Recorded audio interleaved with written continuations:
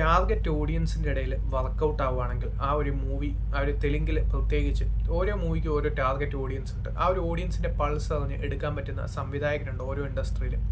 So ഒരു അനിൽ രാവുപ്പടി എന്ന് പറയുന്ന സംവിധായകൻ്റെ ഫിലിമോഗ്രഫി എടുത്ത് നോക്കിയാൽ തന്നെ രവി തേജയ്ക്കാണെങ്കിൽ രാജാ ദ ഗ്രേറ്റ്, ബാലയ്യയ്ക്കാണെങ്കിൽ ഈ ഒരു ഭഗവന്ത് കേസരി, അതിൻ്റെ കൂടെ തന്നെ ഈ ഒരു വെങ്കടേഷിനാണെങ്കിൽ F1, F2, പിന്നെ ഈ ഒരു റീസെൻ്റായിട്ട് വന്ന സംക്രാന്തി വസ്തുണ്ണ, അങ്ങനെ വളരെയധികം ഹിറ്റ് സിനിമകളുള്ള സക്സസ് റേറ്റ് ഉള്ള ഒരു സംവിധായകനാണ് അദ്ദേഹം. ചിരഞ്ജീവിയായിട്ട് ഒന്നിക്കുമ്പോൾ കിട്ടുന്ന ഔട്ട്പുട്ട് ഒരു അത്യാവശ്യം ഒരു നല്ല ഹിറ്റ് സിനിമയ്ക്കുള്ള സംഭവങ്ങളൊക്കെ തന്നെയാണ് ഈ ഒരു സിനിമ കണ്ടപ്പം തോന്നിയത്. ഞാൻ നെറ്റ്സസ് ശാന്തിനികേതൻ എന്ന് പറയുന്ന ബാംഗ്ലൂരിലുള്ള നെല്ലൂദഹല്ലി ആ ഒരു വൈറ്റ് ഫീൽഡിലുള്ള ഒരു മാളിൽ വെച്ചാണ് കണ്ടത്. സോ ആ ഒരു ഓഡിയൻസിൻ്റെ റെസ്പോൺസ് കാണണമായിരുന്നു. ഓരോ സീക്വൻസിലും ഈ ഒരു ചിരഞ്ജീവിയുടെ ക്യാരക്ടർ ഒരു കോമഡി ഡയലോഗ് പറയാൻ തുടങ്ങുമ്പോൾ തന്നെ അല്ലെങ്കിൽ പറഞ്ഞുകൊണ്ടിരിക്കുമ്പോൾ തന്നെ ഭയങ്കര റെസ്പോൺസ് ആയിരുന്നു. ആ ഒരു കോമഡിയുടെ ആ ഒരു റെസ്പോൺസ്, അവരുടെ ആ ഒരു രീതി, അവരുടെ ആ ഒരു റെസ്പോൺസിൽ തന്നെ നമുക്കത് മനസ്സിലാവും.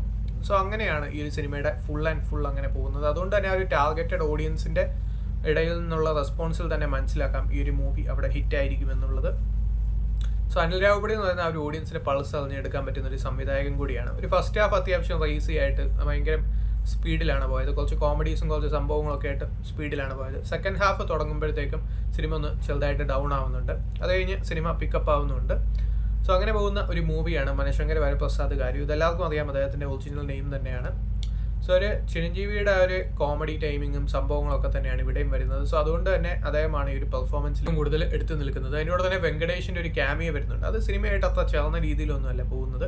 സോ രണ്ടുപേരെയും സ്ക്രീനിൽ കാണാൻ ഒരു രസമുണ്ടെങ്കിലും ആ ഒരു ചില മൊമെൻറ്റ്സ് ഒക്കെ ഉണ്ടെങ്കിൽ പോലും ആ ഒരു ക്യാമിയോയുടെ ആവശ്യമുണ്ടോ എന്ന് തന്നെ ചിലപ്പോൾ തോന്നും. സോ ആ ഒരു രീതിയിലുള്ള ഒരു ക്യാമിയോ ആണ് ആ ഒരു വെങ്കടേഷിൻ്റെ ആ ഒരു ക്യാമിയോ വന്നിരിക്കുന്നത്. പിന്നെ വില്ലൻ വേഷം കാര്യമായിട്ടൊരു എഫക്റ്റും ഇല്ലായിരുന്നു. സോ അതിൻ്റെ കൂടെ തന്നെ നമ്മൾ കണ്ടുമെടുത്ത കഥ തന്നെയാണ് പിന്നെയും പറയുന്നത്. സോ ഒരു ഫെസ്റ്റിവൽ മൂഡിൽ ആ ഒരു ക്രൗഡിൻ്റെ കൂടെ ഇരുന്ന് കാണാൻ പറ്റിയ ഒരു മൂവി തന്നെയാണ് മനശങ്കര വരപ്രസാദ് ഗാരു. ഇങ്ങനെയുള്ള സിനിമകൾ ഇഷ്ടമുള്ളത്, അനിൽ രാവുപ്പടിയുടെ സിനിമകളൊക്കെ ഇഷ്ടമുള്ളവർ, ലോജിക്കില്ലാത്ത കോമഡി സിനിമകൾ ഇഷ്ടമുള്ളവർക്ക് തീർച്ചയായിട്ടും വർക്കൗട്ട് ആവുന്ന ഒരു മൂവി ആയിരിക്കും. സോ താല്പര്യമുള്ളവർ കണ്ടു നോക്കാം. ഇതുപോലെ തിയേറ്റേഴ്സിൽ അവൈലബിൾ ആണ്.